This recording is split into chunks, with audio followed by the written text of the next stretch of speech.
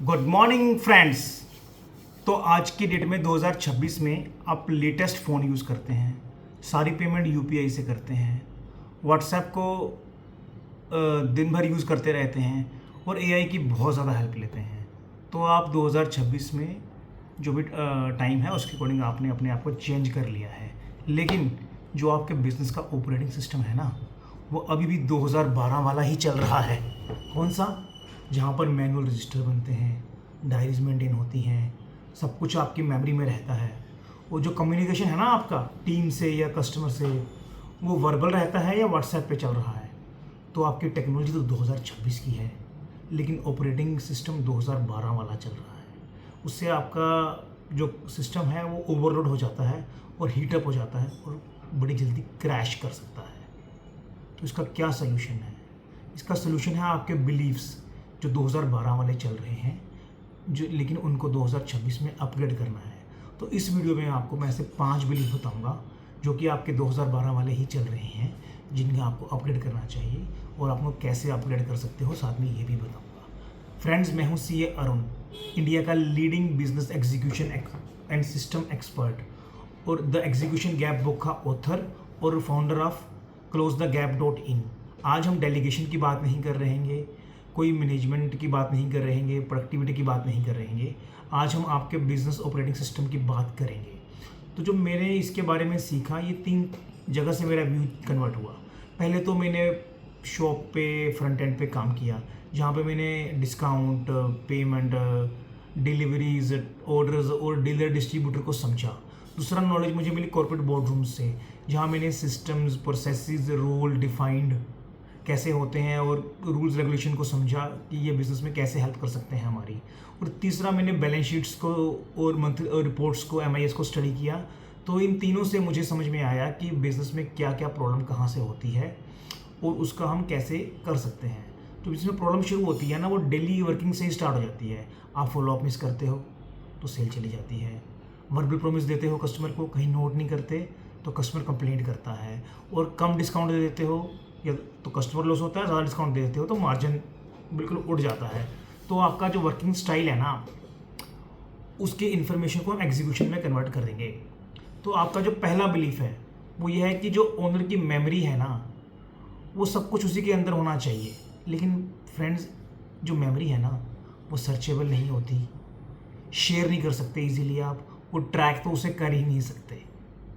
तो आपको सब कुछ अपने मेमोरी से निकाल के एक सिस्टम में लेके आना पड़ेगा, जहाँ पर जो भी आपकी इन्फॉर्मेशन है या टास्क है उसके बारे में पता लगे कि क्या करना है, किसने करना है, कब करना है, कैसे करना है, और काम करने के बाद क्या होगा, कैसे विजिबल होगा कि यह काम हो गया है या पेंडिंग है।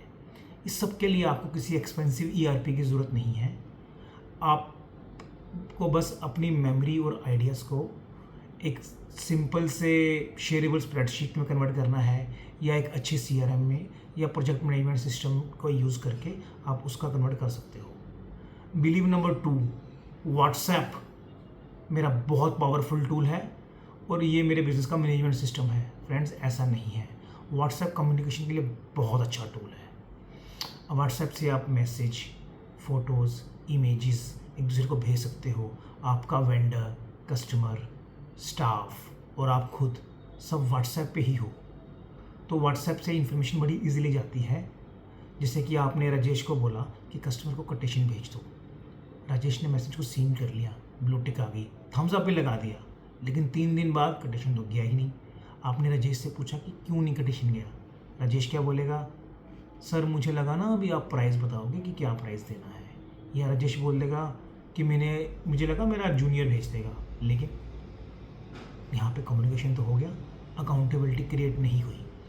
तो व्हाट्सएप को अपने यूज़ करना है एज ए फ्रंट डोर, लेकिन बैक एंड पे कोई और आपका सॉफ्टवेयर या स्प्रेडशीट सॉल्यूशन कोई ऐसा चलना चाहिए जहाँ पर सारी टास्क लिखी हुई हो, कौन से टास्क है, किसे असाइन हो गई है, कौन अकाउंटेबल है, क्या इसकी लास्ट डेट है, और विजिबिलिटी हो कि काम हुआ है या नहीं हुआ।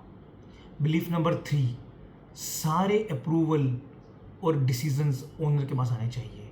ओनर को लगता है कि मैं सारा काम खुद कर सकता हूँ, तो सारे डिसीज़न, चाहे डिस्काउंट के हों, पेमेंट के हों, फॉलोअप के हों, प्रोडक्शन के हों, सब ओनर के पास आता है। तो एफिशिएंसी शुरू में बड़ी अच्छी होती है, वो सारा कंट्रोल उसके पास रहता है, गलती नहीं होती। लेकिन जब बिज़नेस में 20-50 एम्प्लॉई हो जाते हैं तो देखिए, अगर 20 एम्प्लॉई हैं और हर एम्प्लॉई 5 या 6 बार उसे पूछ रहा है तो उनको 100 डिसीजन लेने पड़ रहे हैं। ये 100 डिसीजन उसके टाइम को खा जाते हैं, तो बिज़नेस ग्रोथ में, स्ट्रेटजी बनाने में वो टाइम नहीं लगा पाता।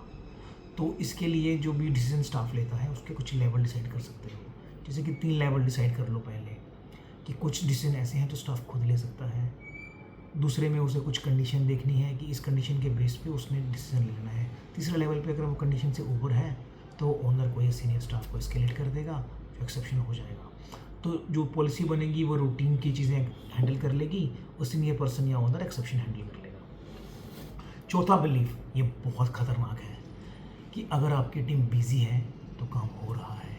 आज की डेट में क्या होता है कि टीम कॉल कर रही होती है, मीटिंग कर रही होती है, ईमेल कर रही होती है, ईमेल का रिप्लाई कर रही होती है। फिर क्या, जो आपका बैक एंड का स्टाफ है वो आपकी शीट्स में एंट्रियाँ कर रहा है, शीटें भर रही है, तो टीम की एक्टिविटी बहुत हाई है। सारी टीम सुबह से लेकर शाम तक बिजी लगी रहती है, लेकिन उसका आउटपुट लो होता है। मंथ एंड पे देखते हो आप, सेल तो बढ़ी नहीं, पेमेंटें अभी भी पेंडिंग है, इन्वेंट्री बढ़ी हुई है और प्रॉफिट तो वहीं खड़ा है, कुछ हुआ ही नहीं उसके ऊपर। क्यों? क्योंकि आप ना टीम की मूवमेंट को रिव्यू कर रहे हो, उसके आउटपुट को रिव्यू नहीं कर रहे। तो जो आपका रिव्यू करने का मैट्रिक्स है ना, वो ये नहीं होना चाहिए कि टीम ने कितना काम किया, वो ये होना चाहिए कि क्या आउटपुट हुआ और क्या मूव हुआ बिजनेस में। और आपने अपने आप से पूछना है कि क्या प्रोग्रेस हुई और मैं प्रोग्रेस को कैसे मेजर करूं, ताकि मुझे पता चले कि टीम की परफॉर्मेंस आ रही है। तो टीम का इनपुट क्या है, आउटपुट क्या है, दोनों को मेजर करके उसमें रिलेशन देखना है और आउटपुट पे कंसंट्रेट करना है। बिलीफ नंबर 5, जो मंथ एंड रिपोर्ट है मुझे सब बता देगी। मैं मंथली MIS बना रहा हूँ तो मेरे को प्रॉफिट आ रहा है, मंथली बैलेंस शीट आ रही है, किससे कितने पैसे लेने हैं, कितने पैसे देने हैं, क्या इन्वेंट्री है, वो सब कुछ दिख रहा है। तो ये जो मंथली रिपोर्टें हैं ना, ये सब बताएंगी, लेकिन कब बताएंगी? जब डैमेज हो चुका है, नुकसान हो चुका है।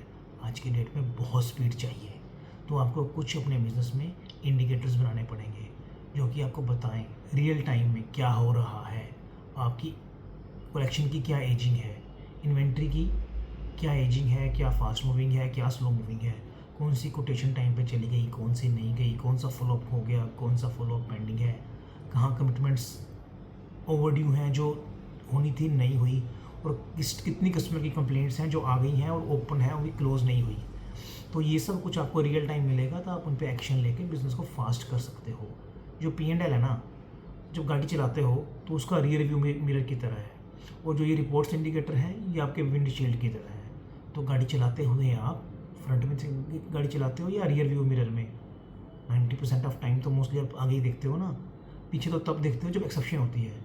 P&L और मंथली रिपोर्टिंग ज़रूरी है एक्सेप्शन को देखने में या क्या हुआ है, लेकिन मोस्ट ऑफ द टाइम ये इंडिकेटर सिस्टम ही आपके बिज़नेस को रन करेंगे अच्छी तरह से। तो फ्रेंड देखिए, मैंने आपको 5 पॉइंट बताए। तो ये क्या हुआ है कि 2026 में AI आ गया है। तो AI है ना जो, वो कोई जादू की छड़ी नहीं है, ये एक मल्टीप्लायर है। अगर आपके बिज़नेस में सब कुछ क्लीन है, सिस्टम बने हुए हैं, किसको क्या करना है क्लियर है, प्रोसेस बढ़िया हुए हैं, तो AI उसको और बेहतर कर देगा और बिज़नेस की स्पीड बढ़ा देगा, आपका बिज़नेस बहुत फास्ट चलेगा। लेकिन अगर आपका बिज़नेस कंफ्यूज्ड है, किसको क्लियर ही नहीं है क्या करना है क्या नहीं करना, और बहुत ज़्यादा कैओस फैला हुआ है, तो AI इसी कैओस को मल्टीप्लाई कर देगा और आपके स्टाफ को और कंफ्यूज कर देगा। तो सीक्वेंस ये नहीं कि पहले आपने AI लगाना है, सीक्वेंस ये है कि पहले आपने क्लियर करना है आपको क्या चाहिए, किस पर्सन को क्या काम करना है, कैसे करना है, ये क्लियर करना है। उसके बाद आपने सिस्टम प्रोसेस लगाने हैं, अडोप्ट करने हैं और सबके ओनरशिप डिफाइन करनी है। ये करने के बाद आपने थोड़ी सी ऑटोमेशन करनी है कि कौन सा काम ऑटोमेटिक हो, रिपोर्टिंग कैसे किसी को ऑटोमेटिक चली जाए, थोड़ा सा टेक का यूज़ करना है। उसके बाद AI को लेके आना है। अगर आप उल्टा करोगे, AI को पहले ले आओगे, तो वो कन्फ्यूजन और केओस को बढ़ाएगा, कम नहीं करेगा, और केओस को ऑटोमेटिक कर देगा। तो 2026 में डिफरेंट क्या हो गया है जो 2012 में नहीं था। फ्रेंड्स, आजकल ना कस्टमर डिजिटल हो गया है और इम्पेशेंट हो गया है। पहले कस्टमर को पेमेंट करने में बहुत टाइम लगता था, तो अब कस्टमर UPI से पेमेंट उसी टाइम कर देता है। तो UPI से 20 से 25 बिलियन पेमेंट्स मंथली हो रही हैं, जिनका वॉल्यूम 25 से 30 लाख करोड़ है इंडिया में, इतनी पेमेंट्स हो रही हैं तो सारा काम फास्ट हो रहा है। कस्टमर को लगता है मैंने पेमेंट कर दी, जितनी फास्ट मैंने पेमेंट कर दी मुझे उतनी फास्ट ही आउटपुट मिलना चाहिए। तो होना क्या चाहिए आज के डेट में कि आपको काम फास्ट करना है। अगर आप काम फास्ट नहीं करोगे तो आपको मार्केट पुनिश करेगी। मार्केट उसको पुनिश नहीं करती जो छोटा है। आपका साइज़ बड़ा है छोटा है ये मैटर नहीं करता, बस आप स्लो, इनविजिबल और अनरिलायबल नहीं होने चाहिए। अगर आप ये तीनों चीज़ें नहीं हो, आप फास्ट हो, कस्टमर को विजिबल हो और रिलायबल हो, तो कस्टमर आपसे ही बाय करेगा और आपकी प्राइस पे बाय करेगा और प्राइस के लिए किच नहीं करेगा। तो छोटा सा फ्रेंड्स आप टेस्ट दीजिए अपने आप को कि क्या आपको बिज़नेस में प्रायोरिटीज़ क्लियर है या नहीं है, आपको और आपके स्टाफ को। क्या रूटीन के डिसीजन ओनर के पास आते हैं या स्टाफ अपने आप हैंडल कर लेता है। जो बिज़नेस में जो एक्सेप्शन चल रही हैं, क्या डिलेज़ हैं, कहाँ पे डिलेज़ हैं, या क्या काम रुका हुआ है, स्टक है, क्या आपको सारे एक्सेप्शन 10 मिनट में पता चल जाते हैं या नहीं। और किसी भी कस्टमर का या ऑर्डर का या परचेज़ का स्टेटस आपको 1 या 2 कॉल किए बगैर इजीली मिल सकता है या नहीं मिल सकता। और 7 दिन तक बिज़नेस आपके और आपकी मेमोरी के बगैर चल सकता है या नहीं चल सकता। तो आप देखिए आपको कितने येस मिले हैं और कितने नो मिले हैं, और वीडियो में कमेंट कीजिए कि कितने येस मिले हैं और कितने नो मिले हैं। बिकॉज़ अब बिज़नेस अगर चल रहा है, अगर अब उस टाइम रिएक्ट नहीं करोगे और तब रिएक्ट करोगे जब बिज़नेस स्लो हो जाएगा, रुक जाएगा या केओस में आ जाएगा, तो ये बहुत महंगा हो जाएगा। जब बिज़नेस आपका स्मूथली चल रहा है, आप टाइम निकाल सकते हो, उस टाइम अगर आप बिज़नेस को इम्प्रूव करोगे तो आप इजीली कर सकते हो। वरना क्या होगा, आपका कंपटीशन ये कर लेगा, आपसे फास्ट हो जाएगा और आपके सारे कस्टमर ले जाएगा। तो आपकी जो इंक्वायरीज़ हैं वो लूज़ करोगे आप, पेमेंटें लेट आएंगी और कुछ डिसीजन डिस्काउंट में भी गलत लोगे। तो अपग्रेड कीजिए कैओस होने से पहले, उसके बाद में नहीं। तो फ्रेंड्स आपको हम ऐसे ही वीडियो देते रहेंगे, इसके लिए चैनल को सब्सक्राइब कीजिए। और हमारा जो अगला वीडियो है वो ये है कि 2026 में नॉलेज को इकट्ठे करते रहना और उस पर एक्शन न लेना एक बर्डन है, आपकी हेल्प नहीं है। क्योंकि आपको एडवांटेज नॉलेज लेने से नहीं मिलेगा, रिलायबल एग्जीक्यूशन करने से मिलेगा। और मेरी बुक द एग्जीक्यूशन गैप जो अमेज़ॉन पे अवेलेबल है वो भी इसी के ऊपर है। और बुक को बाय करने का लिंक हमने डिस्क्रिप्शन में दिया है, आप वहाँ से बुक को बाय कर सकते हो और हमारे चैनल को फॉलो करके अपना एग्जीक्यूशन का ऑडिट कर सकते हो। आपको हम कस्टमाइज्ड डायग्नोसिस रिपोर्ट देंगे जो आपको हेल्प करेगी। Thank you friends.